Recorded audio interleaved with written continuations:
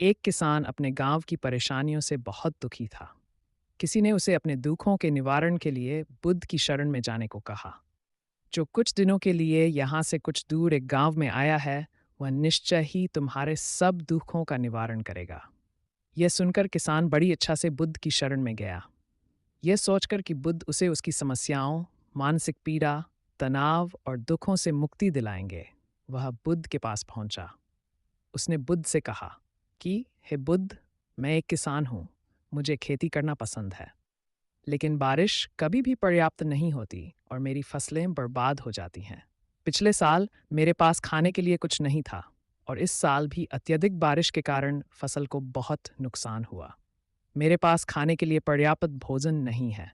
किसान ने कहा, मैं शादीशुदा हूँ, मेरी पत्नी मेरा ख्याल रखती है, मैं उससे प्यार करता हूँ, लेकिन कभी कभी वह मुझे बहुत परेशान करती है और घर में बहुत क्लेश हो जाता है, जिससे मुझे लगता है कि अच्छा होता अगर वह मेरी ज़िंदगी में नहीं आती।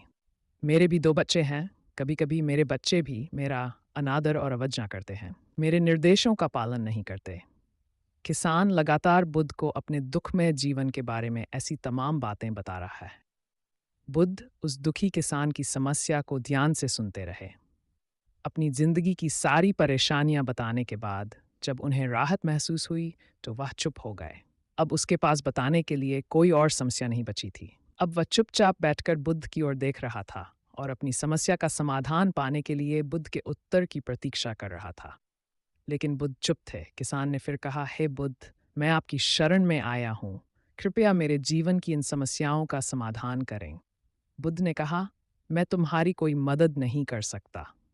किसान आश्चर्यचकित होकर बोला, अरे, ये आप क्या कह रहे हैं? सब कहते हैं कि आप सबके दुख दूर कर देते हैं, तो क्या तुम मेरी समस्याएं हल नहीं करोगे? इसलिए कि मैं एक गरीब किसान हूं। बुद्ध ने कहा, मुश्किलें हर किसी के जीवन में आती हैं। जीवन में दुख और परेशानियां आना स्वाभाविक है। व्यक्ति के जीवन में अक्सर उसके कर्मों के अनुसार परिस्थितियां बदलती रहती हैं, जिससे सुख, दुख, निराशा और क्रोध आता है। नए रिश्तों का बनना, पुराने रिश्तों का बिगड़ना, रिश्तों में मिठास और कड़वाहट, ये सब सामान्य है। ये जीवन का हिस्सा है और ये जीवन का चक्र है। हकीकत तो ये है कि हम सभी के जीवन में 83 प्रकार की कठिनाइयां हैं। इन कठिनाइयों का समाधान आप और मैं नहीं कर सकते, कोई नहीं कर सकता। जिंदगी और जिंदगी में बनने वाले रिश्ते स्थिर नहीं होते। एक दिन रिश्तेदार भी चले जाएंगे और जिंदगी भी खत्म हो जाएगी। लेकिन ये समस्याएं वैसे ही रहेंगी जैसे आज आपकी जिंदगी में हैं और कल किसी और की जिंदगी में होंगी। इस पर किसान अपना नियंत्रण खो देता है और क्रोधित हो जाता है और ऊंची आवाज में बुद्ध से कहता है कि हर कोई कहता है कि तुम्हें एक महात्मा, एक सिद्ध पुरुष, एक प्रबुद्ध व्यक्ति होना चाहिए। मैं इस विश्वास के साथ यहाँ आया हूँ कि आप मेरी मदद करेंगे। यदि आप मेरी समस्याएं हल नहीं कर सकते, तो मेरा यहाँ आना व्यर्थ था।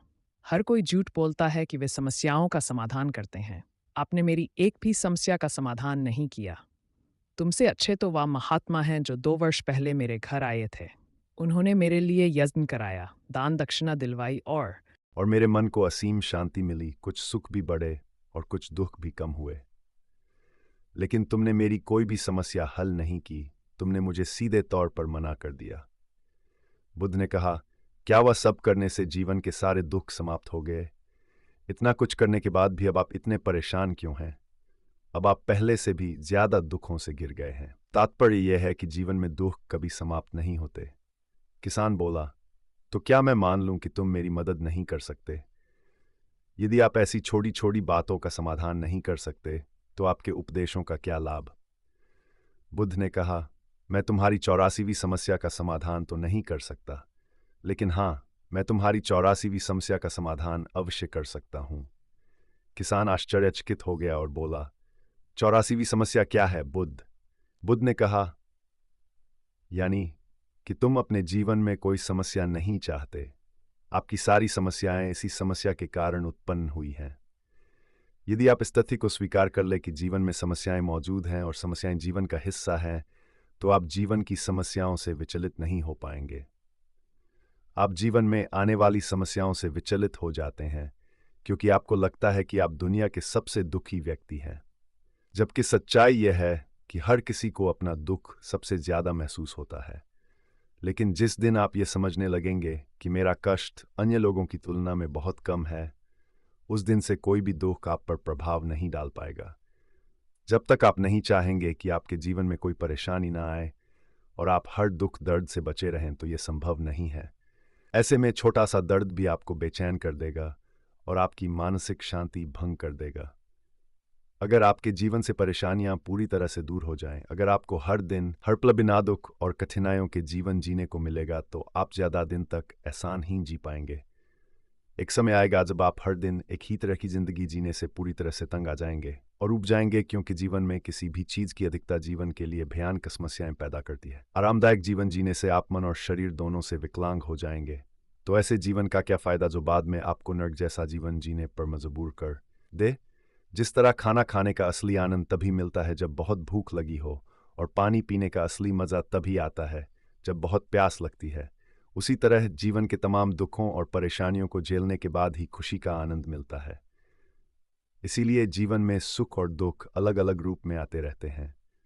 हम चाहकर भी जीवन से सुख दुख को खत्म नहीं कर सकते, लेकिन उनसे इतना ऊपर जरूर उठ सकते हैं कि कोई भी बड़ी समस्या मन को विचलित न कर सके। इसके लिए अपने मन को शक्तिशाली बनाएं, धैर्य रखें, प्रतिदिन आध्यात्म का ध्यान करें, जान बढ़ाओ। ये आपके जीवन की सभी समस्याओं का समाधान है। इसे जीवन की चतुर्मुखी समस्या का समाधान